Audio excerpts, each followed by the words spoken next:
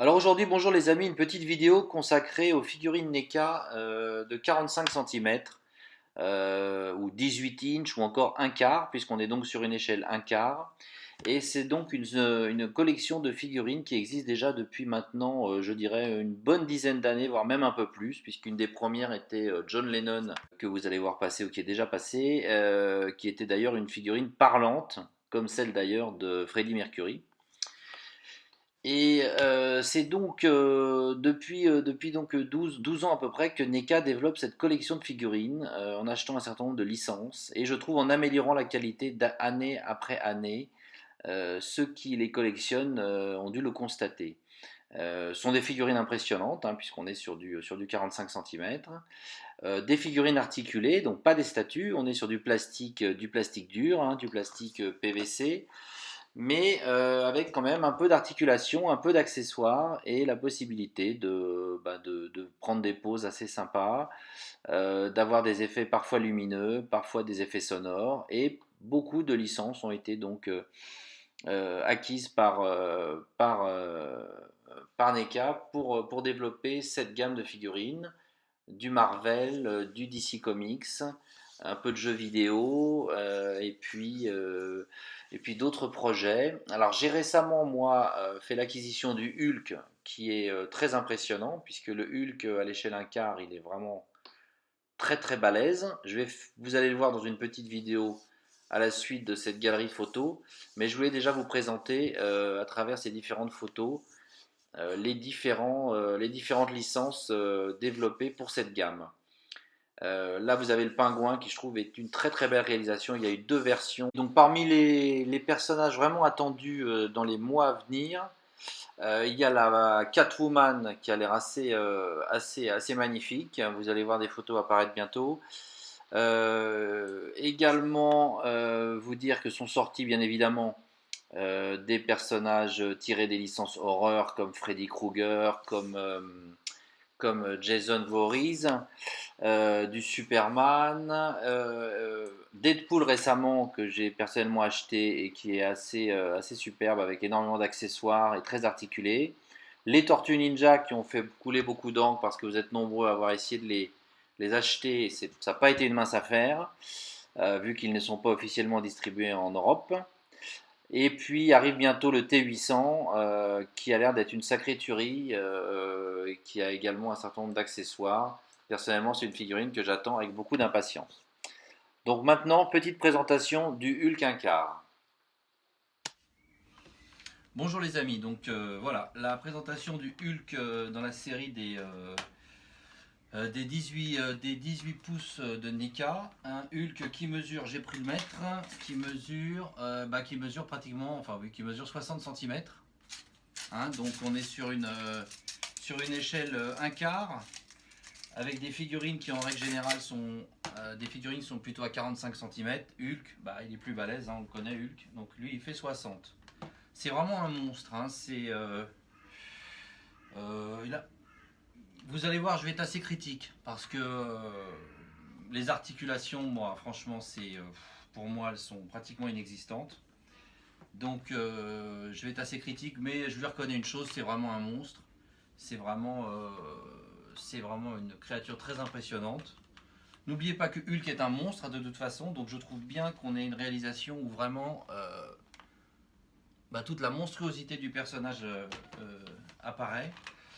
Titre de comparaison avec un Hulk, on va dire type Hot Toys, puisque ce n'est pas un Hot Toys, mais c'est un bootleg de chez Alibaba, mais c'est pour vous montrer un petit peu la différence de taille. Donc là, on est beaucoup plus en fait sur une taille de statue, hein, puisque j'ai quelques statues de Hulk ici. Vous voyez, je sais pas ce que vous voyez là, parce que je me vois pas personnellement, mais on est dans la série donc des 18 pouces, hein. J'en ai deux ici que je peux vous montrer. Il y a la Deadpool qui est vraiment on voit pas grand chose là, mais enfin vous avez eu l'occasion de voir le personnage tout à l'heure. Énormément d'accessoires, une figurine sur laquelle j'ai craqué. J'ai pas encore ouvert la boîte, mais je la trouve vraiment superbe. Et j'ai aussi un Predator tiré de Predator 2, le City Hunter, Bounty Hunter Predator. Avec des lumières, avec des LED, des lumières au niveau de son arme. Sur le bras, enfin c'est vous savez les petits codes qu'il active là, il y a des lasers, c'est pas mal. On peut interchanger une arme, etc. Bon, le seul que j'ai ouvert pour l'instant c'est Hulk.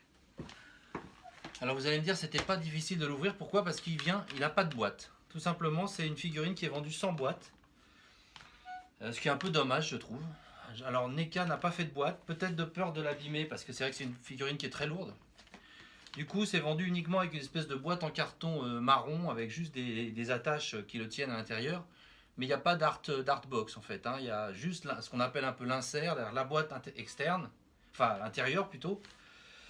Et après tout ça, c'est vendu dans un carton style shipping box du type carton qu'on reçoit quand on commande une statue ou une figurine 30 cm. Donc il n'y a aucun art sur la, aucun dessin, aucune inscription de l'équipe qui a conçu la figurine, rien, c'est vraiment une boîte marron complètement vierge. Ça, je trouve ça un peu dommage. Bon, du coup, on a moins de difficultés à l'ouvrir parce que c'est clair que, bah voilà, la boîte n'ayant aucun intérêt, voilà. Il est vendu simplement avec deux mains alternatives, qui sont des mains, vous voyez, qui ont des positions assez menaçantes, prêtes un peu à gripper. Bon, j'ai pas essayé de les changer parce que autant vous dire que pour changer des mains de cette taille avec des pegs qui doivent être épais, mais chauffer tout ça, franchement, j'ai la flemme. Donc j'essaierai peut-être un jour, là je ne l'ai pas fait. Le paint est plutôt réussi. Il n'y a pas de différence de couleur entre la tête et le corps. Bon, il est simple, mais il y a des ombrages, il y a des reliefs, il y a un petit peu de poils sur le torse. Je ne sais pas si vous voyez, c'est assez marrant. Enfin, bon, moi c'est ce que je vois, une espèce de poil là. Le visage est bien, la bouche est un peu humide. J'aime bien le visage, franchement, je trouve qu'il est réussi. La langue, les dents, tout ça, c'est un petit peu brillant. C'est plutôt réussi. Voilà. Le short est chouette aussi, un petit peu élastique. Assez fidèle à celui du film. Élastique avec des petites pièces de métal ici. Pardon, je ne sais pas si vous voyez bien. Petites pièces de métal ici. Voilà, bon, le gros problème de cette figurine, alors je sais pas si on peut encore appeler ça une figurine, c'est les articulations. Pour ma part,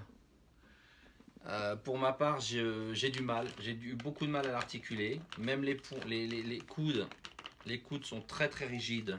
J'ose à peine forcer parce que bon, j'ai pas envie de la casser, hein, c'est comme une figurine qui vaut dans les 200 €. Ce qui est quand même cher pour une figurine, hein, on est d'accord. Les articulations, bah, il y en a au niveau du torse, il y en a au niveau apparemment des cuisses, des genoux, mais enfin elles sont tellement rigides. Vous voyez, bon, on sent qu'il y a des crans au niveau des genoux. Voilà. Bon, ça n'a pas beaucoup d'intérêt, hein, les genoux. Bon.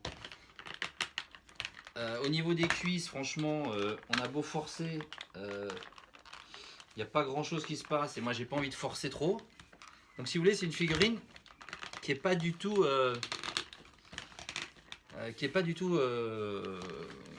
fun à manipuler parce qu'elle est très très rigide.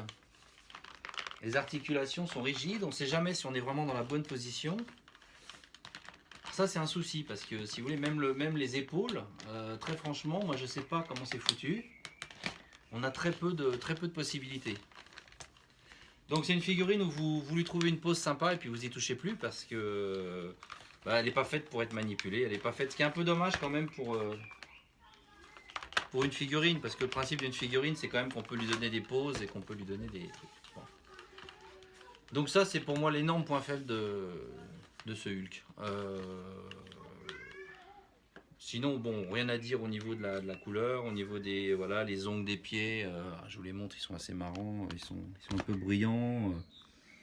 Le short, je l'ai dit, est vraiment bien réalisé. Mais un énorme problème de fun factor, comme disent les Anglais ou les Américains. Le fun factor, c'est-à-dire le plaisir de la manipuler, de lui donner des poses, etc. Pour moi, ce plaisir est inexistant parce que on a tout le temps peur, si vous voulez, de l'abîmer, en fait, de la casser. Voilà. Donc les seules choses qu'on arrive à tourner, c'est le pied, vous voyez, comme ça. Bon, enfin, ça n'a pas beaucoup d'intérêt, hein, un pied comme ça. La tête, bien sûr, le torse. Mais au niveau des épaules, des coudes et des genoux, là où on pourrait donner des poses un peu dynamiques, c'est tellement rigide que... Alors, je sais pas, je suis peut-être tombé sur un mauvais numéro, hein, mais très franchement, je pense pas. Je pense qu'on a des très grosses articulations, des très gros pegs, des très gros crans. Et c'est compliqué à manipuler. Voilà. Bon, voilà, c'est pas une pièce très courante, hein, vous la verrez pas très souvent. Moi j'ai eu envie de me payer un gros Hulk, donc voilà, je me suis fait plaisir, mais je sais pas si je vous la recommande pour les raisons que je vous ai expliquées. Bah écoutez, je vous dis à bientôt. Salut les amis, ciao.